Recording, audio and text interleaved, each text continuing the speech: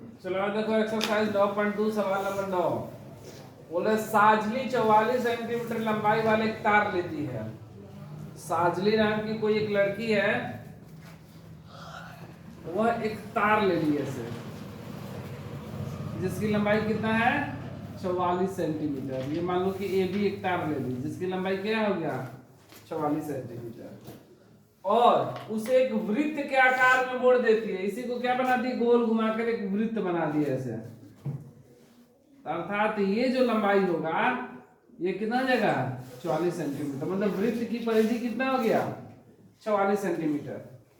बोले उस वृत्त की त्रिज्या ज्ञात करें। बोले कि इसकी त्रिज्या क्या होगा, आर का मान पूछ रहा है क्या होगा, और इसका क्षेत्रफल भी ज्ञात करें। यदि तार को दोबारा एक वर्ग के आकार में मोड़ा जाता है, फिर इसी तार को वृत्त बना दिया गया, अब क्या चीज मोड़ दिया गया, वर्ग में ऐसे मोड़ दिया गया। ठीक है, ये वर्ग में मोड़ दिया गया, तो वर्ग की प्रत्येक भुजा क्या आपस में बराबर, लेकिन सबको जोड़ दिया गया तो ये भी कितना हो गया 44 सेंटीमीटर। ये सबको जोड़ दिए तब 44 आया, मतलब इसकी भी परिमाप कितना है 44 सेंटीमीटर।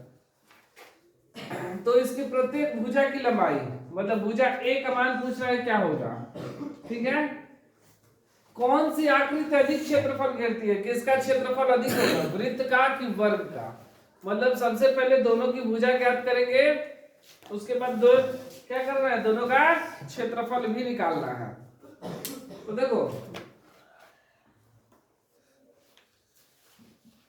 तार को वृत्त तथा वर्ग के आकार में बदला जाता है, बदला जाता है। इसलिए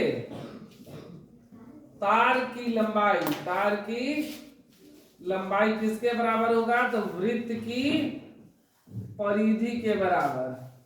तार की लंबाई कितना 44 सेंटीमीटर, वृत्त की परिधि 2 पाई आर, ये ना होता है वृत्त की परिधि 2 पाई आर, और पाई का मान कितना बोला गया लेने के लिए, तो 44 सेंटीमीटर का 2 गुणे 22/7 गुणे आर।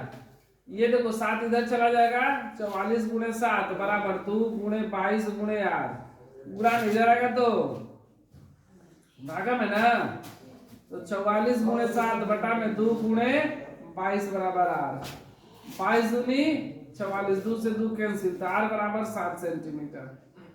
इसकी त्रिज्या कितना आ गया 7 सेंटीमीटर पहला। फिर क्या बोल रहा है,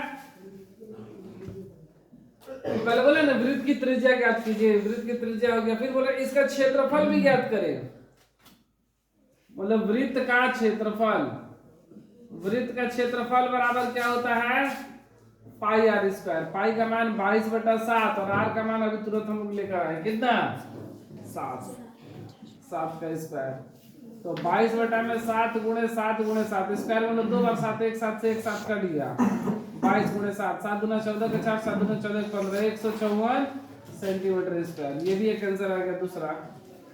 फिर बोला इसका क्षेत्रफल यदि तार को दोबारा एक वर्ग में मोड़ा जाता है, वर्ग में मोड़ा जाएगा तब, तो देखो तार को वृत्त तथा वर्ग के आकार में बदला जाता है, तो वृत्त के आकार में बदले तो वृत्त की त्रिज्या आ गया। अब इसको क्या चीज बदलेंगे, वर्ग के आकार में। तार की जो लंबाई हो जाएगा वह किसके बराबर हो जाएगा, वर्ग के परिमाप के बराबर। तार की लंबाई कितना 44 सेंटीमीटर, वर्ग का परिमाप 4 गुणे भुजा, 44 सेंटीमीटर गुणा में इधर है तो भागा में 4 बराबर भुजा, कट गई 11 बार में, तो भुजा बराबर 11 सेंटीमीटर। कितना आ गया भुजा का मान 11। अब वो बोल रहा है कौन सी आकृति अधिक क्षेत्रफल घेरता है, मतलब वर्ग का भी हम लोग क्षेत्रफल निकालेंगे। वर्ग का क्षेत्रफल बराबर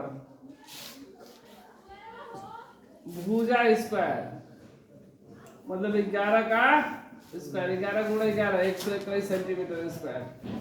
अब बोल रहा है कौन सा आकृति अधिक क्षेत्रफल घेरता है, वृत्त की वर्ग, कौन अधिक है, वृत्त ना, इसलिए लिखेंगे वृत्त अधिक क्षेत्रफल घेरता है।